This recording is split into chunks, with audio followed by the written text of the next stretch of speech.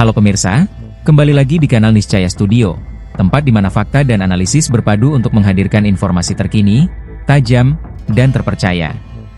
Di episode kali ini, kita akan membahas topik yang kembali memicu gelombang kontroversi di ruang publik Indonesia.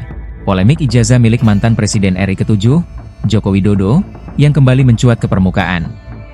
Isu ini bukan hal baru, tapi kali ini membawa nuansa berbeda dengan hadirnya gugatan hukum baru, keterlibatan teknologi kecerdasan buatan, dan reaksi dari tokoh-tokoh nasional. Apakah ini sekadar manuver politik pasca lengsernya Jokowi dari kursi kekuasaan? Atau ada hal lebih besar yang harus kita cermati bersama? Simak selengkapnya sampai akhir, karena kami akan mengurai setiap fakta, bantahan, dan juga kemungkinan di balik polemik yang belum kunjung reda ini. Isu mengenai dugaan ijazah palsu milik mantan Presiden Joko Widodo pertama kali mencuat pada masa kampanye Pilpres 2014.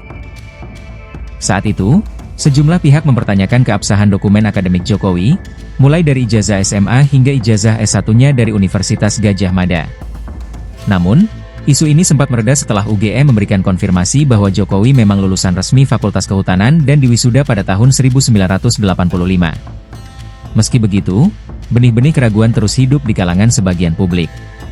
Kini, pada tahun 2025, isu ini kembali menghangat.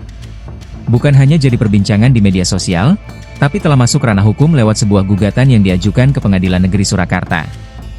Tanggal 14 April 2025, sekelompok masyarakat yang menamakan diri mereka tolakan ijazah palsu usaha gak punya malu atau tipu UGM, resmi mendaftarkan gugatan perdata ke Pengadilan Negeri Surakarta. Gugatan ini tidak hanya ditujukan kepada Joko Widodo, tetapi juga melibatkan Komisi Pemilihan Umum, KPU, Kota Surakarta, SMA Negeri 6 Surakarta, dan Universitas Gadjah Mada. Mereka menuduh adanya perbuatan melawan hukum terkait dokumen pendidikan yang digunakan Jokowi selama pencalonannya sebagai kepala daerah hingga Presiden RI. Sidang perdana dijadwalkan pada 24 April 2025, dan sejauh ini sudah menyedot perhatian besar dari publik dan media nasional.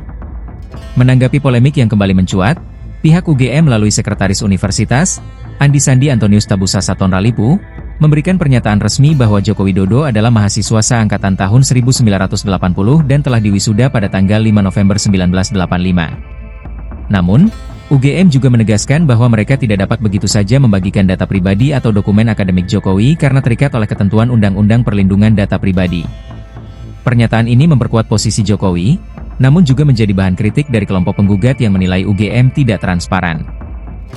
Yang membuat polemik kali ini semakin kompleks adalah keterlibatan teknologi kecerdasan buatan, AI. Seorang dokter dan aktivis publik, Dr. Tifauzia Tiasumah, mengklaim telah menggunakan perangkat berbasis AI untuk menganalisis keaslian dokumen ijazah Jokowi.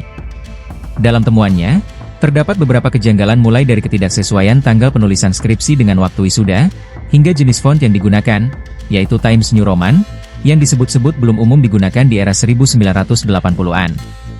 Meski temuan ini belum diuji secara hukum, namun telah menimbulkan kehebohan dan semakin memperuncing perdebatan.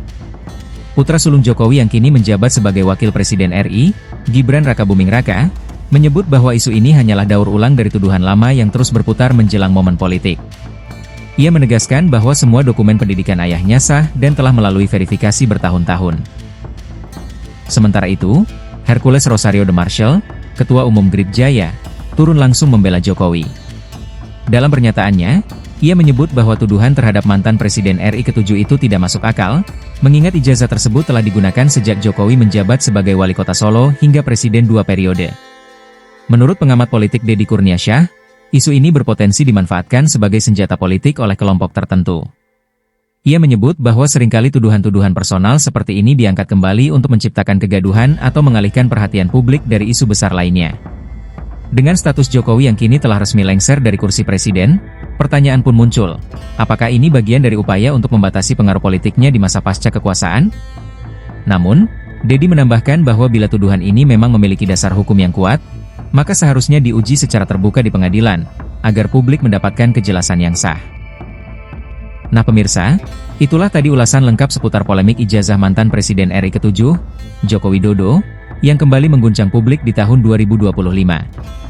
Dari gugatan hukum di Solo, tanggapan UGM, analisis AI, hingga reaksi berbagai tokoh, semua menunjukkan bahwa isu ini jauh dari selesai. Apakah polemik ini akan membawa pengaruh hukum nyata? Ataukah hanya akan menjadi narasi politik musiman? Kita tunggu saja kelanjutannya. Jangan lupa like, share, dan subscribe untuk mendukung channel ini agar terus menyajikan informasi mendalam dan tajam. Sampai jumpa di episode selanjutnya, hanya di Niscaya Studio. Salam waras dan tetap kritis.